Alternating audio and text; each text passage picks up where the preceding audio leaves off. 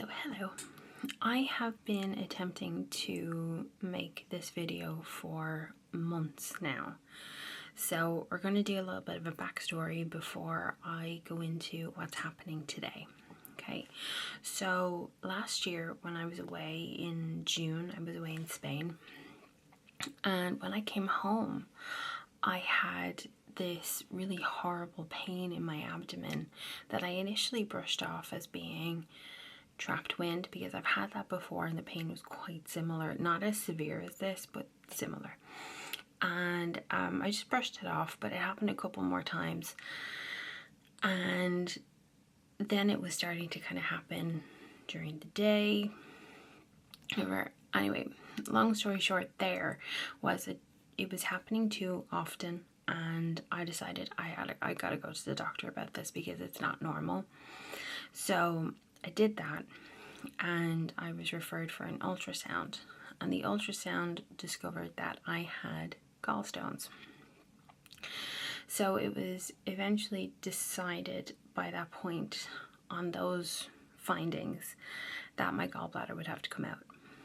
And that all kind of happened between the start of July and October last year. Then come the 1st of November, I had my first consultation with the surgeon team in our hospital here, St. James's. And I was officially then put onto the waiting list for the procedure. Now, fast forward to February of this year, I get a call, or I get a text message saying that my procedure was being outsourced. And as a result, I was going to be going to a different hospital. So I jumped on that straight away. I got in touch with them, and they basically took my information, again, just making sure that they had all the right info, and sent it on. So now it is the 15th of April, and it's a Monday, and Friday gone, I got contacted by the other hospital, which is the Hermitage, by the doctor there that's going to be looking after my procedure, his secretary. And I'm going in this evening at 3:30 for my consultation there for that. Now, we probably don't have that long to wait before I have the operation. It'll just be a day procedure, I think. At least that's what it was when I spoke to the doctor in St. James's, so I'd imagine it's going to be the same situation in the Hermitage, because it's a short procedure. To the best of my knowledge, it's only about a 90-minute procedure, but I do have to be put under anesthesia for it. So I'm nervous about that, not so much about the procedure. So that's kind of catching you up to where I am now. But what I wanted to be doing with videos, and kind of to record the progress of it, is to kind of talk about how I'm dealing with it, what foods I'm eating, how I'm managing the symptoms, and all that kind of stuff. So what I'll do is, start wise, when we discovered, so we'll start again. When we figured out that it was gallstones, I was then officially able to be prescribed something for the pain, because we knew what it was. So I was given a really, really strong codeine painkiller called Solpadol, and I paired that with a over-the-counter pain it's not a pain medication, it's for like stomach cramps and that kind of thing, called it's a tablet called Buscopan, and that basically kind of works with the codeine to tamp down the pain, deal with the cramping that's being caused, and eventually it does go away. But I do need to do a couple of other things while it's happening. So I have developed something of a toolkit. I will go immediately to the painkillers, right, to the strong ones. If it happens during the day and I'm trying to kind of like keep working or whatever, sometimes it's not possible to do that, but if I'm trying to keep going, there is a codeine tablet called Solpadeine that is a lot less codeine, and that sometimes helps. It's not always the case, because one of the things that actually really does help when I'm in an attack is to have heat pressed to my side, which is the right side of your abdomen, just under your rib cage. So I would have a hot water bottle there and I would be sipping on water. So this can be enough. Sometimes I need more, but we just go with that. And one of the main things that happen aside from the pain is an extreme tiredness comes over me. So in extreme cases I need to rest also with it. That's really important. Typically speaking, those painkillers and the Buscopan together, now not the Solpadeine, I'm talking about the prescribed painkillers, they work in around the hour to 2 hour mark.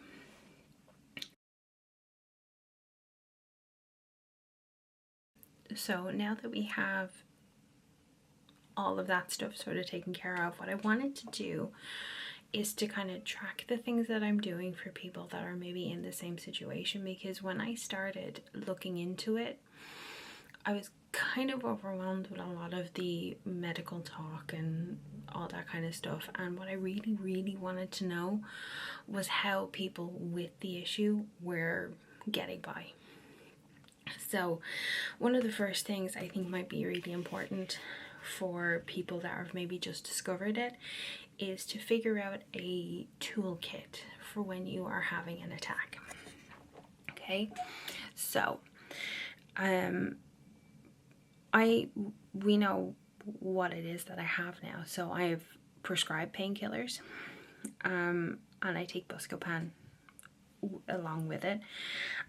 Typically with a serious attack they could take up to 2 hours to work, but it's a walk in the park from where I was before having them. The longest attack I had was maybe about 12 hours. So that's the first part of my toolkit, is the painkillers, the prescribed ones, and the Buscopan, which is an over-the-counter medicine. I'll show you that later so that you can see what it is. Then I like to use heat at the side of my gallbladder, which is just underneath your right ribs. So I use a hot water bottle for that, and I typically find that as hot as I can manage is best. Now you might also find that you are running a temperature as well. This was me in the very beginning phases. I think the painkillers have taken that possibility away completely, but if it doesn't and you've been put on painkillers, what I've been told is that if you have a temperature that doesn't break, you gotta go to A&E or you gotta go to the emergency room, because there could be an infection there in the gallbladder, in any of the bile ducts.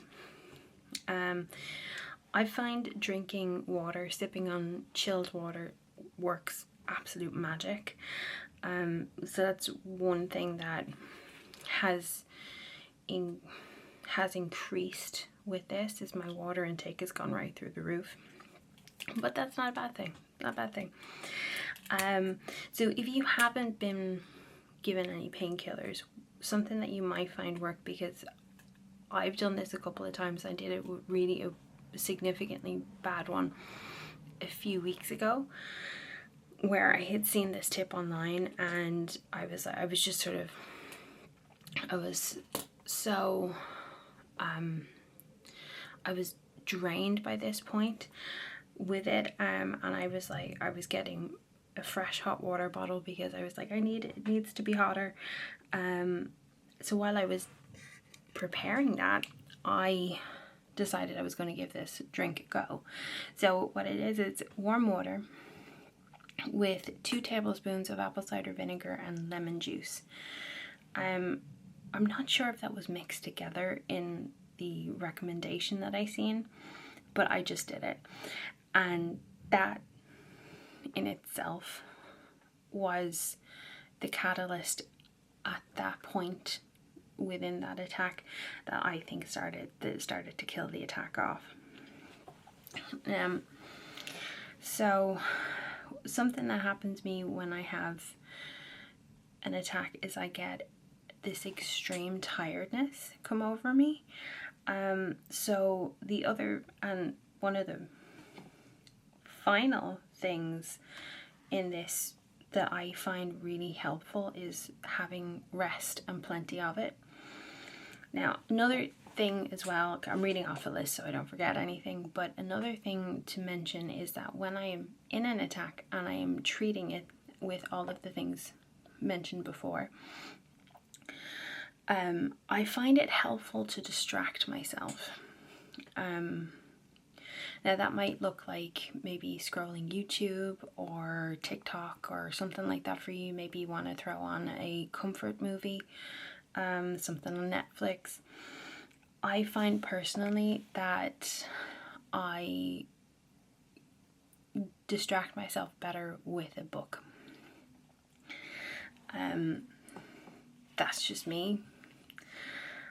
Once the hard part is over and you're basically just waiting on the painkillers to do the rest of their job, and you're sipping on water and you've got your heat on your side, I pick up my Kindle, and it doesn't constantly take my attention away from it, but enough for me to not feel the length of time it takes for it to go away.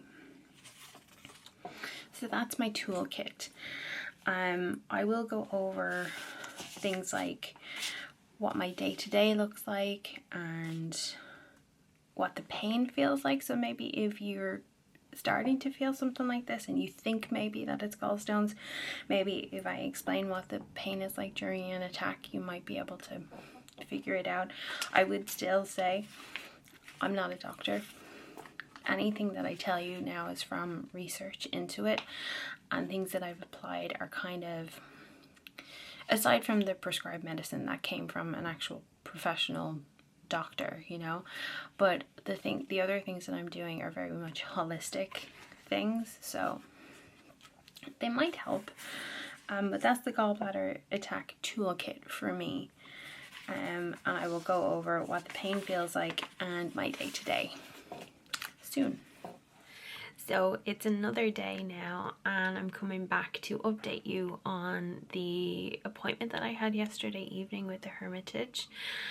I was meeting with the doctor that will be doing my surgery. I wasn't expecting this, but I now have a date for a surgery, which is going to be on the 5th of June, which is just as I come back from my trip. But the sooner the better we get this done. Now, what I wanted to go over, I'm looking over here because I have some notes. So what I wanted to go through today is what the pain feels like when I have an attack.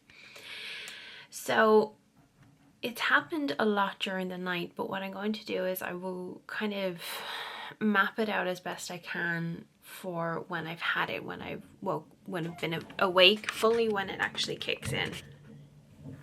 So typically it starts with what kind of feels like a punch from the inside.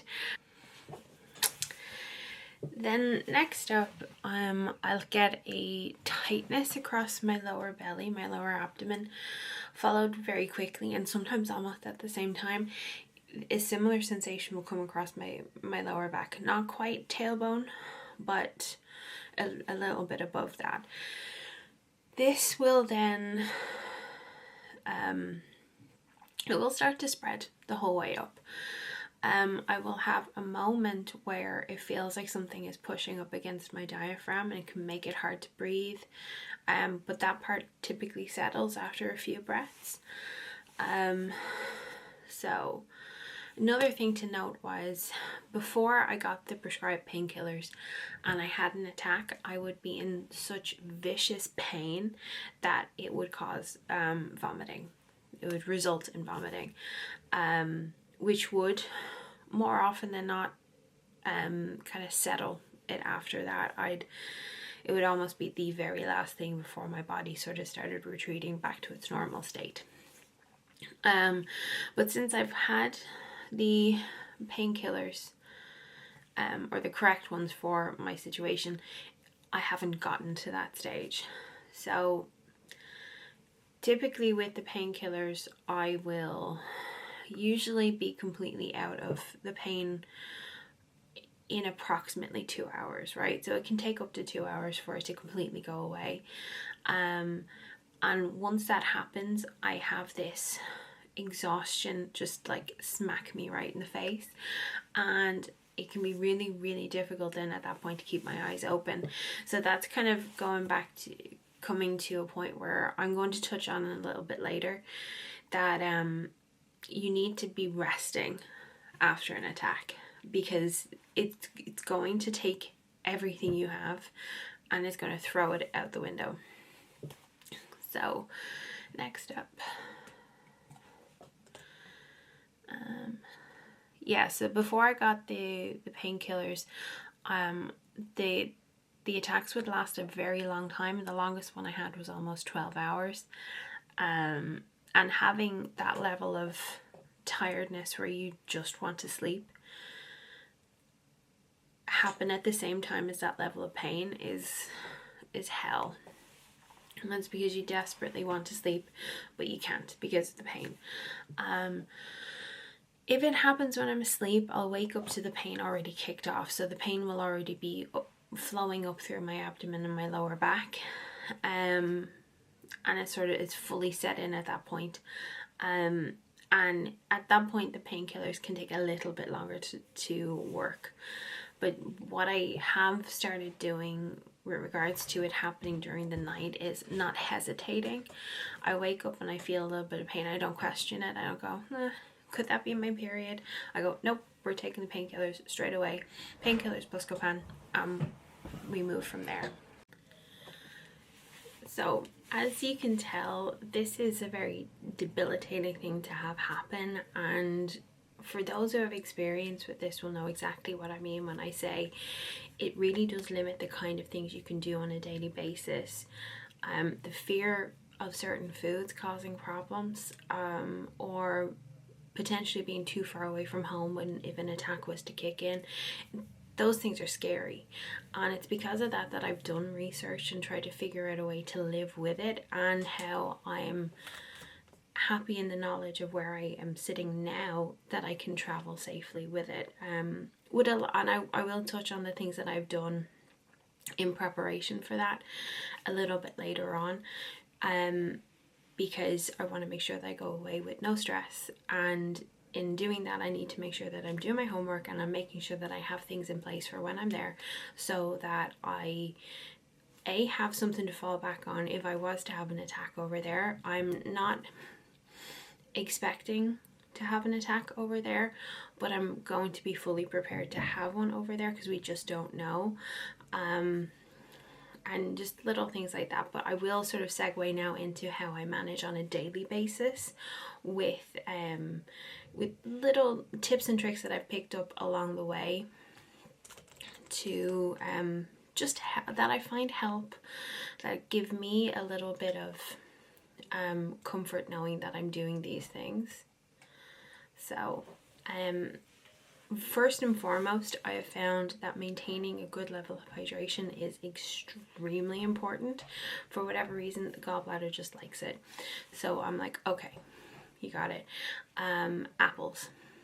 Have apples on hand. I will sometimes have 2 apples every day. And I have noticed on days when I haven't had an apple that there's not an attack brewing, but the gallbladder is giving out a little bit. Now, I don't know if that part is my imagination running wild or whatever, but I do notice a difference when I have an apple versus days when I don't. So I try to have one all the time. So I keep away from my trigger foods, and again, I will go into trigger foods a little bit later. But there are typically it's high fat content foods, and I read somewhere there was a surgeon's like blog post about looking at nutrition information on food packets, where it says the grams of fat per 100 grams of weight of the food itself, and the numbers that you should look for is 3 grams per 100 grams. So anything below 3 grams per 100 grams is okay. But if you take a little waltz around your supermarket, you'll find that there are very, very few things that are lower than 3 grams of fat. In most cases, it's very rare that you'll find lower than 5 grams. So, but again, I've found foods that work for me, even the ones that are a little bit higher than those numbers. So we work within that range there. I keep my coffee intake to a minimum. That hasn't been an issue until only fairly recently. I didn't have to lower my coffee intake until maybe about 4 weeks ago. 3 or 4 weeks ago.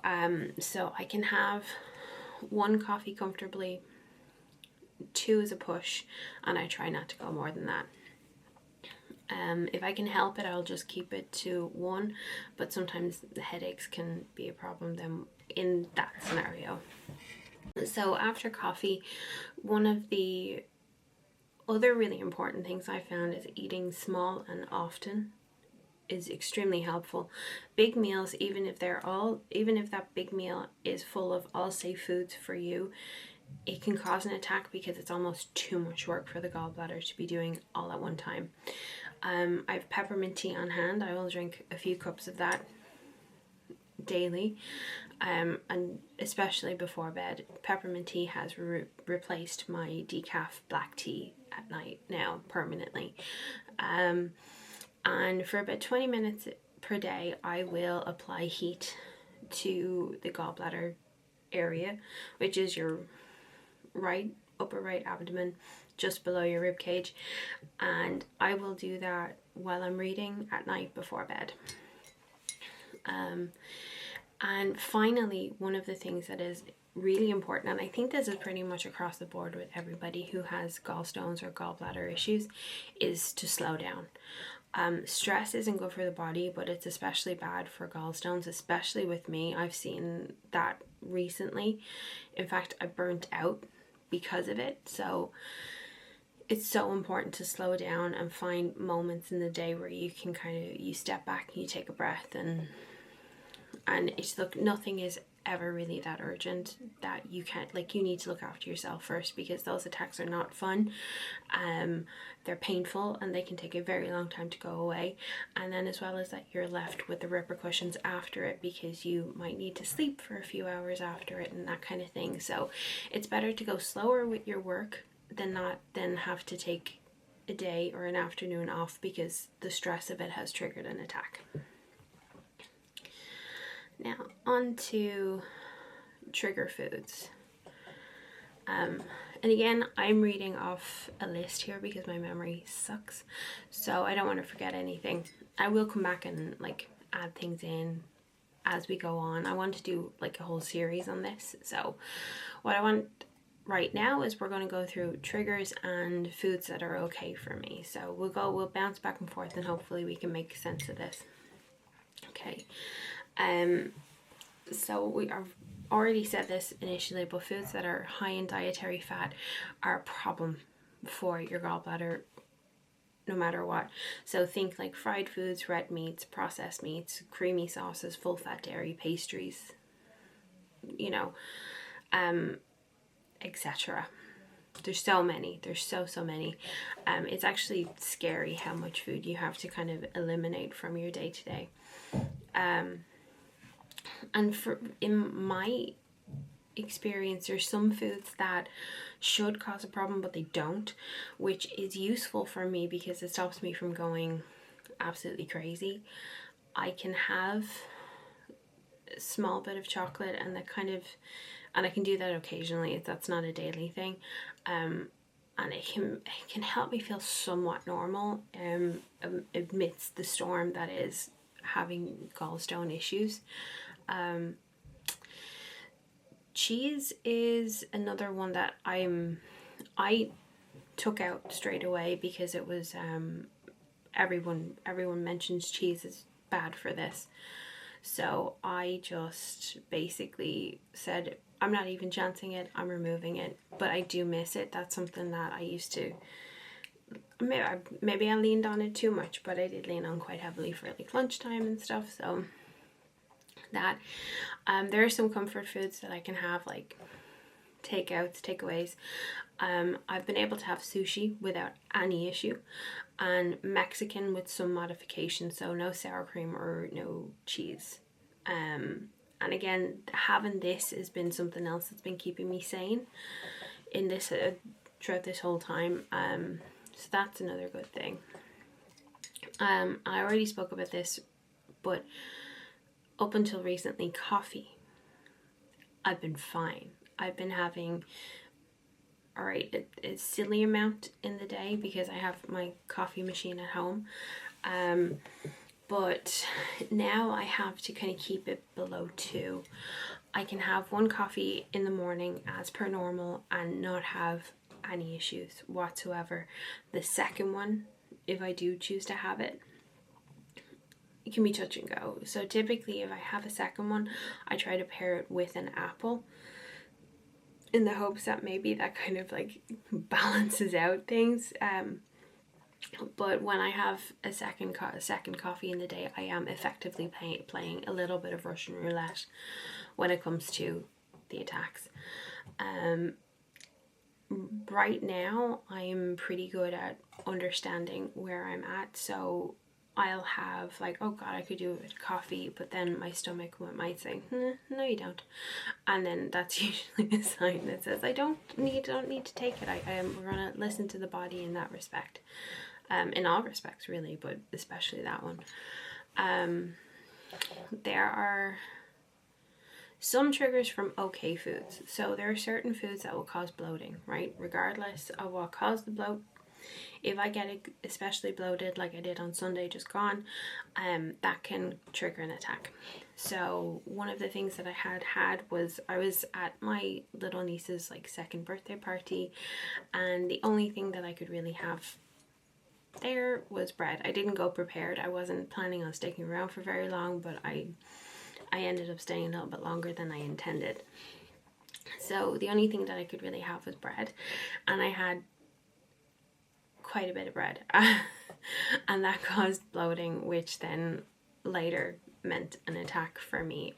It didn't last too long, thankfully. I didn't have to do anything other than my heat and painkillers and water, and then I was fine from that point. And I've already said it as well, which is stress. Stress is a trigger for me too. Now, there is a distinct difference for me between a stress triggered attack and a food triggered attack. A food one is much worse. It will last longer, it will be more painful, and I will be more exhausted from it. And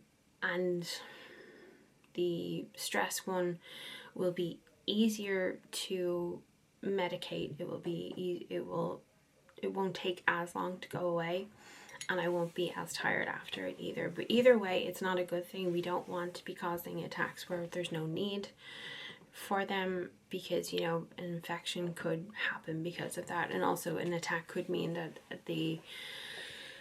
one of the gallstones that's attempting to leave the gallbladder will get into a bile duct where it's not supposed to be, and then we have an even bigger problem.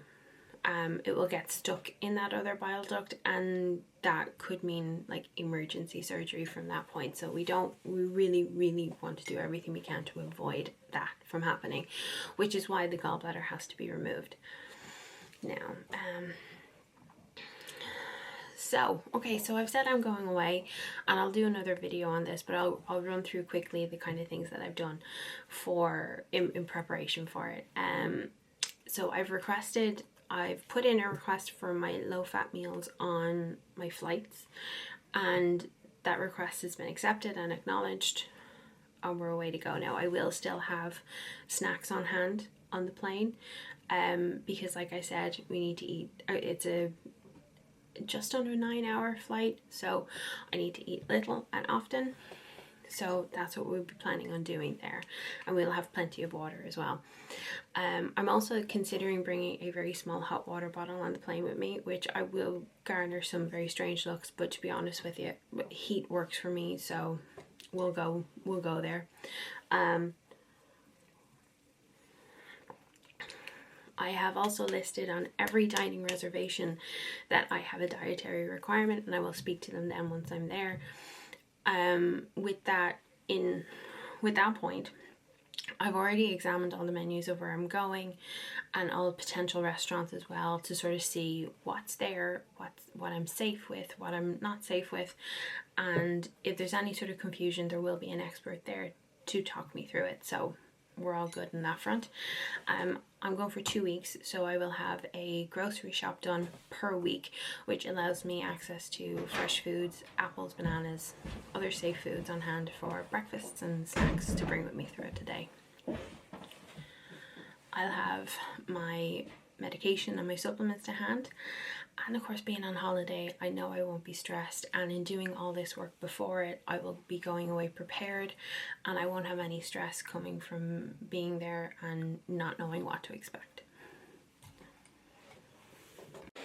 So I'm just coming back from the editing of the clips that I've already done so far, and I've already got like 40 minutes of footage that I need to condense down, so I am going to end the video here, and I will talk to you next time.